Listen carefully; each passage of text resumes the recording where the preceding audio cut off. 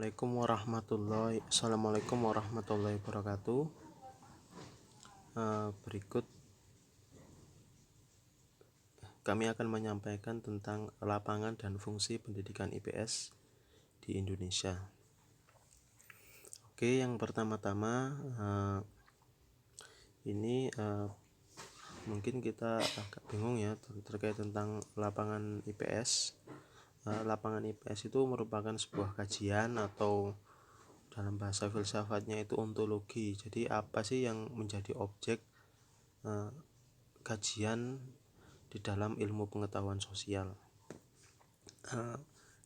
Melihat dari slide ya, bahwa kajian IPS adalah ilmu sosial, namun dalam kerangka kerjanya lebih ditekankan kepada hal-hal yang praktis dan sederhana.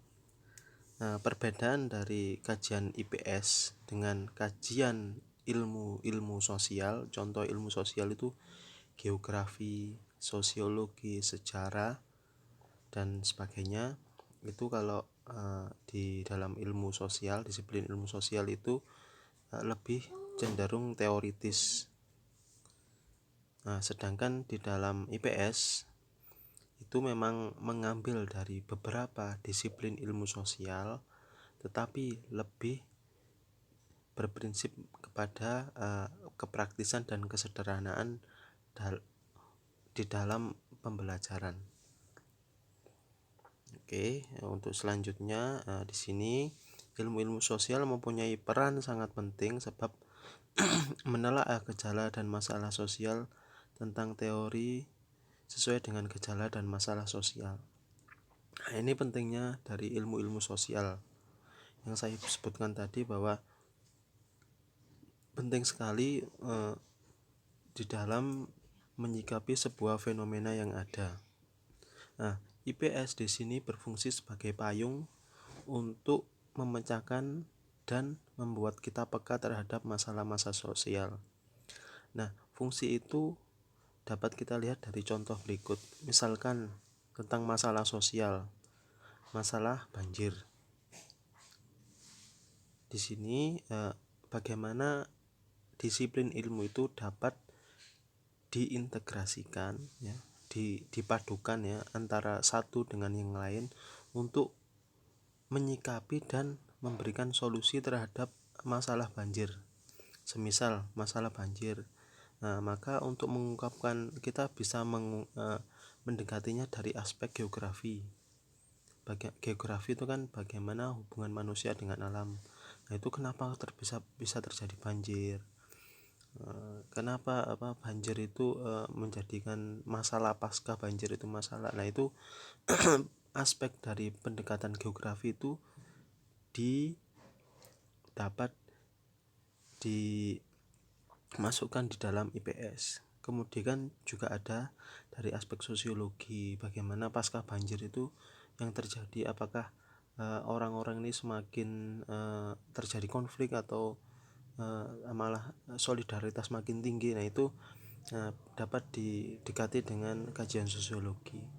Juga dengan sejarah, semisal sejarah, bagaimana misalkan Jakarta kan ada masalah banjir, apakah masalah banjir itu hanya terjadi ketika gubernurnya Pak Anies Baswedan saja, apakah sebelumnya misalkan gubernur Pak Ahok, juga Pak Jokowi juga sebelumnya ya, itu apakah ada masalah banjir. Itu sejarah di sini perlu masalah banjir dapat didekati dengan sejarah. Jadi berbagai disiplin ilmu sosial itu dapat mendekati suatu masalah, sedangkan IPS hanya menjadi payungnya saja. Singkat kata, segala bidang ilmu sosial yang memiliki hubungan dengan kehidupan sosial yang melanda terjadinya banjir harus menjadi pertimbangan untuk dilibatkan.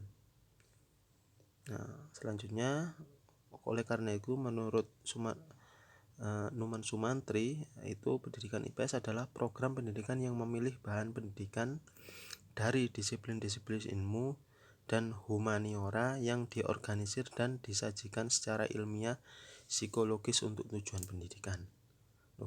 berarti kalau melihat ya, mengamati dan membaca dari pengertian ini, jadi tidak semua yang ada di ilmu-ilmu sosial itu diambil di dalam pembelajaran IPS.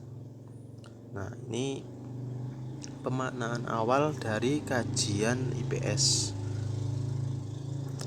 Awal-awal mungkin kita itu melihat, berarti kalau masalah banjir didekati dari segi ekonomi, geografi, oke, itu kan disiplin ilmu-ilmu sosial. Nah, tetapi kalau menurut pengertian itu ya, tidak semua kajian yang ada di ilmu-ilmu sosial itu diambil, tetapi kajian-kajian yang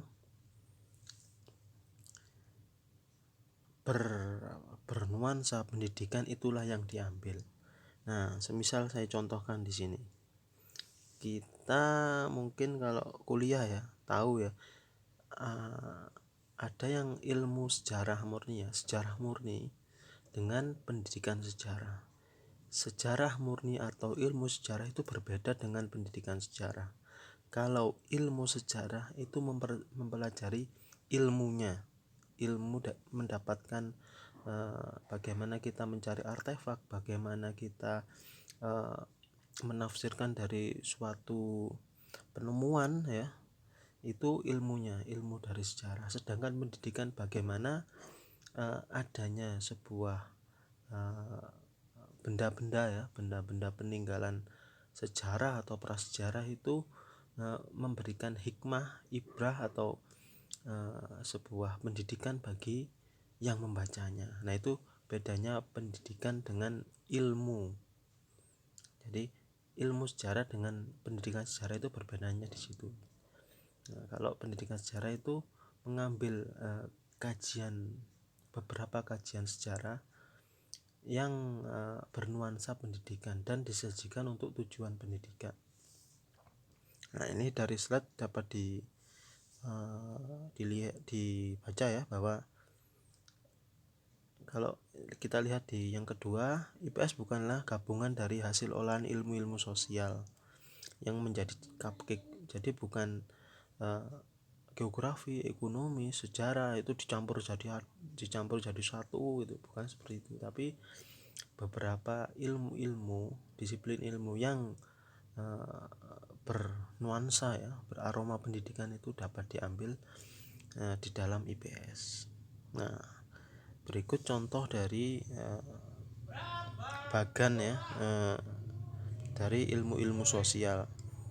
Semisal ilmu-ilmu sosial itu kan ada sejarah, geografi, ekonomi, sosiologi, antropologi. Nah, sedangkan di pendidikan itu sudah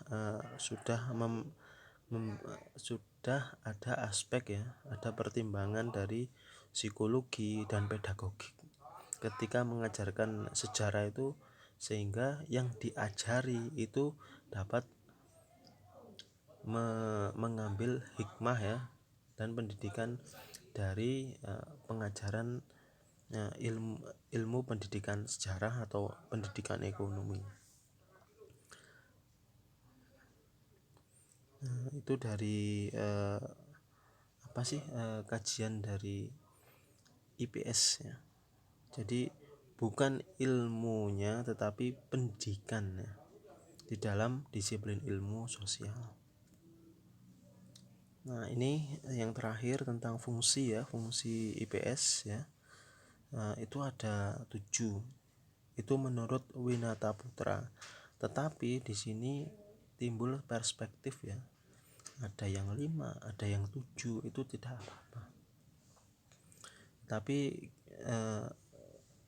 ada sebuah benang merah ya, bahwa IPS itu berfungsi ya membekali semua sama dari beberapa perspektif ya, yang coba ketika kita mengkaji pustaka ya, di beberapa pustaka pasti ada perspektif yang berbeda ya, tetapi benang merahnya itu sama, yaitu ya membekali ya sebuah pengetahuan dasar untuk membentuk watak yang baik ya, guna semakin peka terhadap masalah sosial dan memecahkan sebuah masalah sosial. Nah, ini dari fungsi IPS. Demikian ya video kali ini tentang lapangan dan fungsi IPS. Kurang lebihnya saya mohon maaf. Akhirul kalam, wassalamualaikum warahmatullahi wabarakatuh.